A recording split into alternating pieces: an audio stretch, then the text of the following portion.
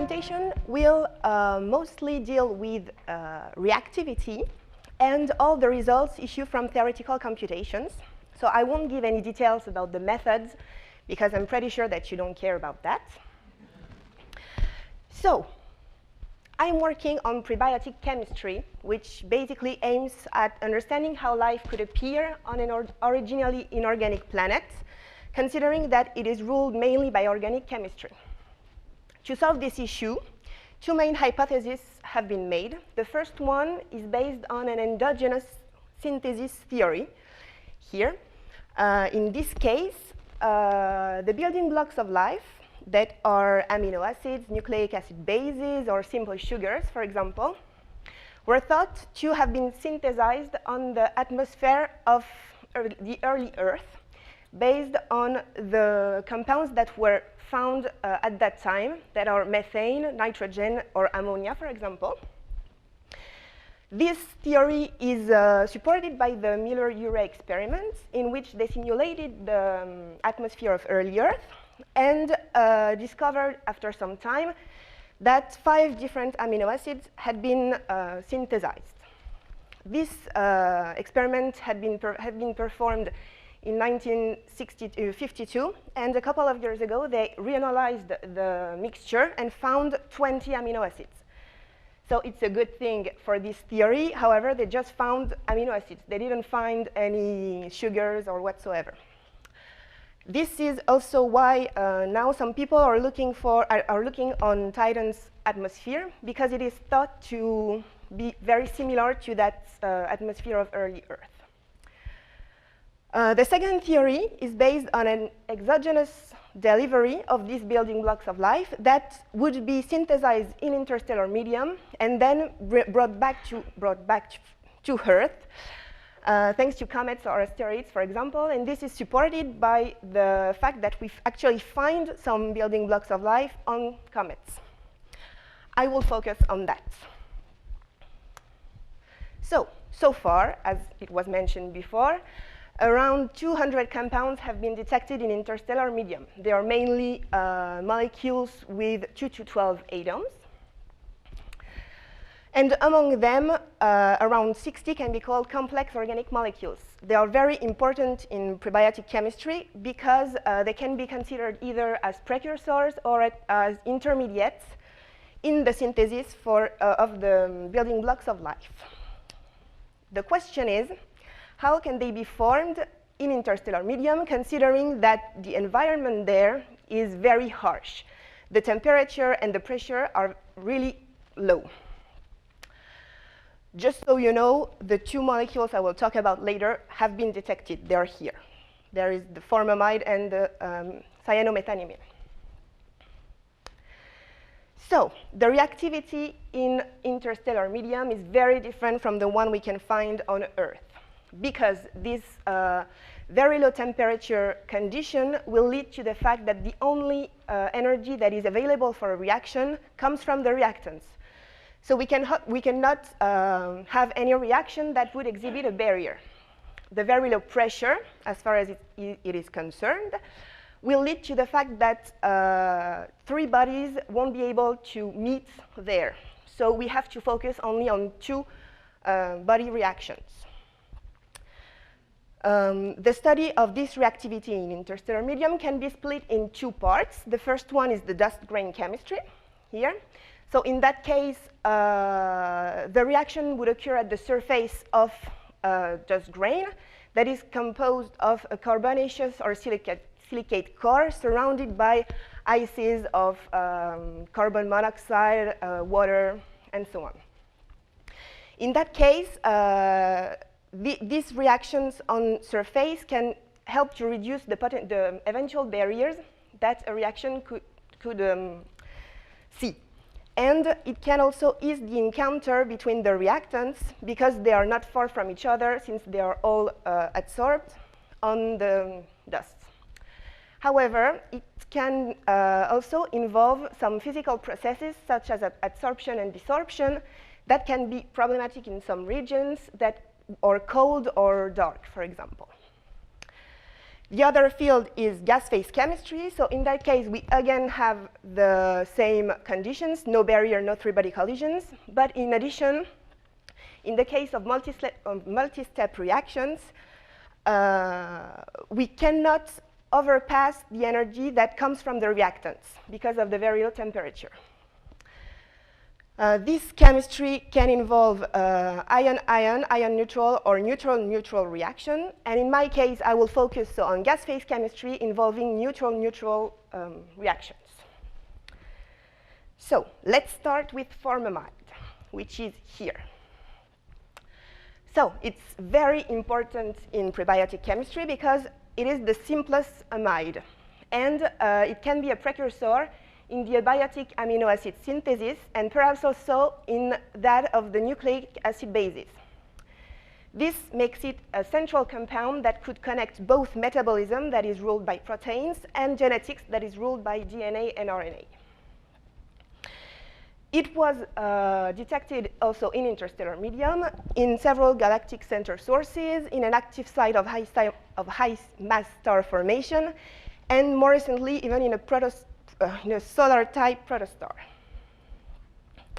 So the question is, how did it get there? The first thing I tried to form formamide was using the radical OH and methanimine here as precursors. And I got this reaction path, which is very complicated. I won't describe it. But what we can see is that the first steps here are barrierless, so we're good. And all the energies of all the involved compounds are always below the energy of the reactants. This makes it a viable path in interstellar medium.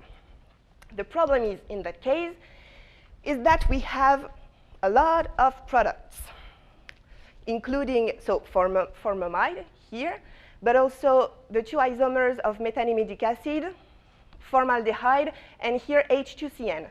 So we need to know the amount of every product and the relative proportion of them. To do so, we did some kinetics theory, and we got these results. So here we have the rate constant as a function of temperature for the formation of several products. Here we have H2CN and the two isomers of methanimidic acid. And the plain line represents the back dissociation into the reactants. And we can see that at low temperatures, which are the temperature of interest, the main product is H2CN. So it's not formamide, we were sad. And when we increase the energies, the back dissociation becomes prevailing. So unfortunately, the formamide and formaldehyde rate constants were not shown on the figure because the rate constants were found negligible. So that's not what we wanted, but it can be understood by the fact that a lot of steps are required to obtain them, and we need to overpass these very high transition states. So, since the first reaction didn't work in forming formamide, we started other reactants that are NH2 and formaldehyde, and actually we took the problem the other way around because they are formed in this reaction, and instead of considering them as products, we consider them as reactants. And in that case, we obtained this a lot simpler reaction path that also doesn't have any barrier and has energies that are below the energy of the reactants. So in that case, we were happy. Formamide is the only species that is formed by that path. So we wanted to know how much of it was formed. This is why we did the kinetics theory, the kinetic study, thanks to our KM theory. And we obtained that, the rate constant as a function of temperature again, of the formation of formamide using the different methods. But it's only the formation of formamide. And in that case, we found that at low energy, the formamide was actually formed, largely more than the back dissociation into the reactants. So that's good. And moreover, when we put those rate constants into astrochemical models, we had matching abundances. So we were happy. in order to further validate this, we studied the deuterated formamide. So there are 3 types of deuterated formamides because there are 3 hydrogens. I think I won't have time to talk a lot about it, but let's just say that, again, the kinetic studies based on this reaction studying the deuterated formamide also gave matching also matched the observed abundances. So this means that our path seems to be reliable. Now let's move on to cyanomethanimine. So it exists under the form of 3 isomers, the E, Z, and N here. In prebiotic chemistry, it's important because it's an HCN dimer, while adenine, which is one of bases of the DNA, is the pentamer. So maybe this compound can be an intermediate in its formation. Surprisingly, only the E isomer has been detected in interstellar medium thanks to microwave spectroscopy. So the question is, how is E formed in ISM, and are also the other isomers formed? And if they are, why can't we detect them? So the reactivity, I started from those 2 precursors, the radical CN and methanimine here. If the CN adds to the carbon atom here, it goes to the C isomers that are E and Z. And if it adds on the nitrogen atom here, it goes through the N isomer. Here is the full reaction path, starting from the precursors that are here. So again, I don't just describe it so much, but still no barrier here, and everything is below the energy of the reactants. So again, this can occur in interstellar medium. Now the question is, how much of N is formed regarding the C and the Z? So kinetic study. And we got that. So in red here, we have the formation of Z, in black of E, in green of N, and in blue of the back dissociation into the reactants. We can see that here, at every temperature, the Z isomer should be formed more than the E, and the N here should be formed only as traces. This can be explained by the fact that the transition states that lead to Z are always a bit lower in energy than the one leading to E.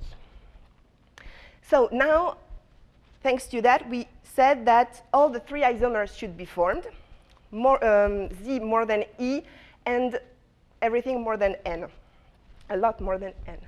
So why only the E isomers has been detected?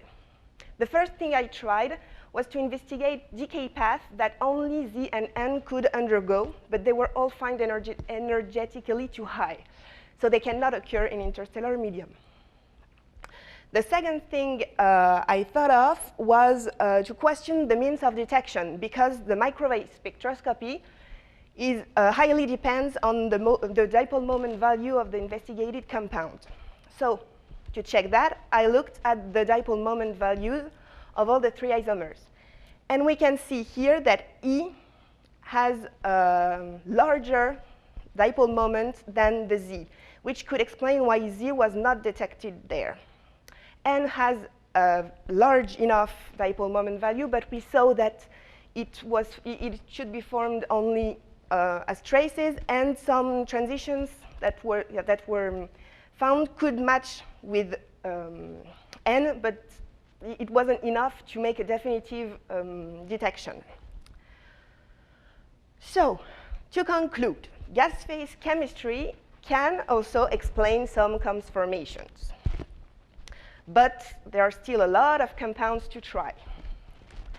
In the case of formamide, 2 formation paths were proposed.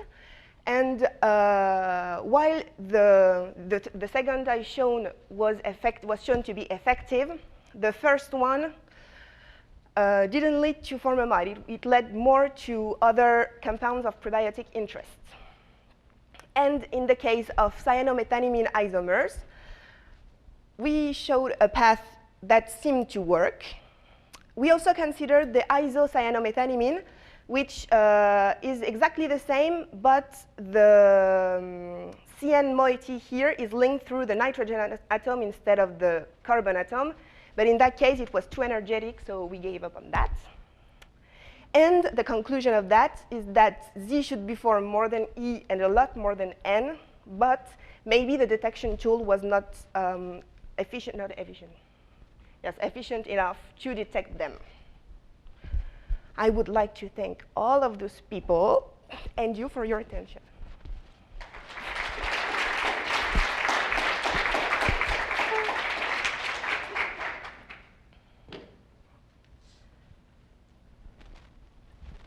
Very interesting talk.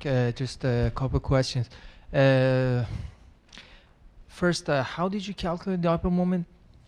Dipole moment? Yeah, yeah. With the frequency calculations, it's in the output of the in the output of the frequency calculation. The informations are inside. The Haitians. And could you please go back to slide number 3? Number 3. Number 3. Yes. Okay. Sorry. It might be long.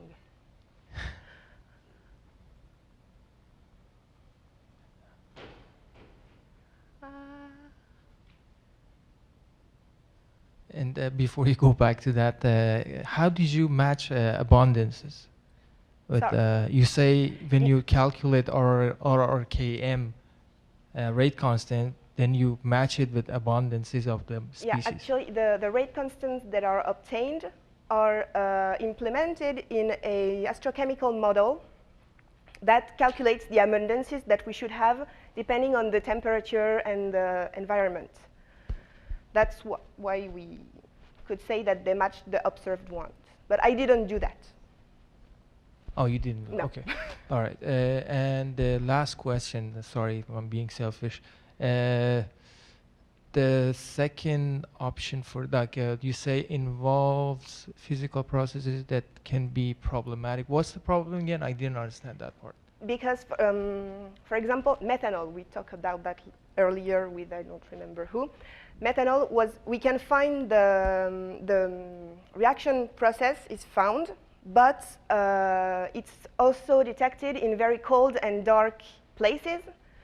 And we don't know yet how it can go from the dust grain to the gas phase, because it's very cold and very dark, so there is no UV, there is no energy, and it's not known yet, so it can be a problem in some cases.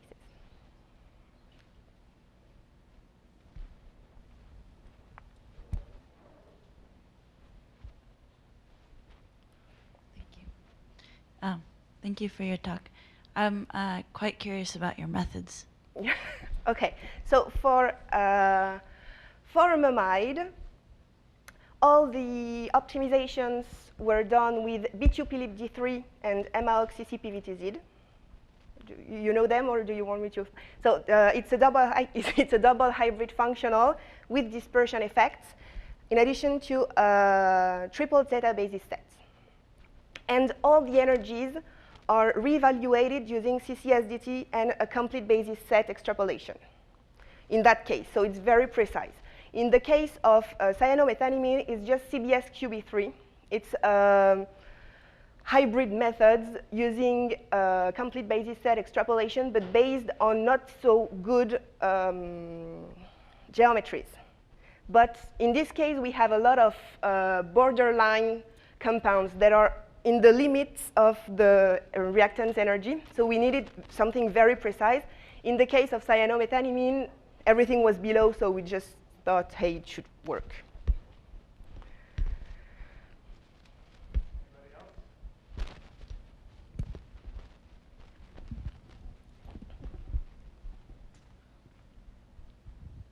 else? Hello, nice talk.